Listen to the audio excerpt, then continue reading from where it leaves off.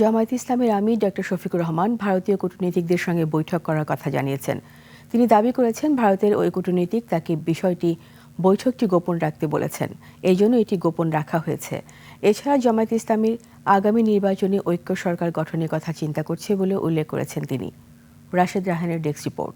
Lily beauty soap, যার anti ageing গুণ তারুণ্য ধরে রেখে ত্বককে করে উজ্জ্বল। তারুণ্যময় উজ্জ্বল ত্বকের জন্য রিমার্ক।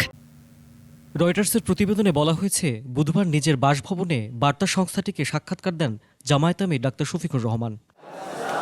রয়টার্স বলেছে, সাক্ষাৎকারে জামায়াত আমির বলেছেন, অন্যান্য দেশের কূটনীতিকেরা যেমন প্রকাশ্যে তার সঙ্গে সাক্ষাৎ করেন, ভারতীয় কূটনীতিক তেমনটি করেননি।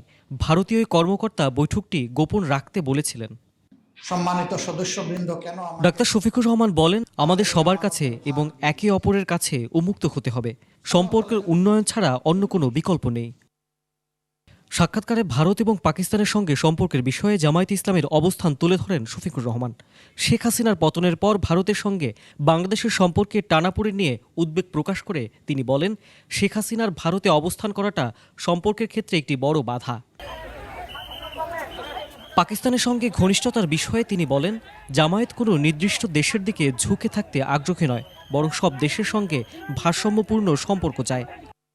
বার্তা সংস্থা রয়টার্সকে দেয়া সাক্ষাৎকারে শফিকুর রহমান বলেছেন, ফেব্রুয়ারি নির্বাচনে জয়ী হলে এককভাবে নয়, বরং বিভিন্ন দলের সমন্বয়ে একটি জাতীয় ঐকমত্যের সরকার গঠনের ব্যাপারে আগ্রহী জামায়াতে ইসলামী। বাংলাদেশের মানুষের মুক্তির প্রয়োজনে রাশেদ রায়হান, 21 টেলিভিশন।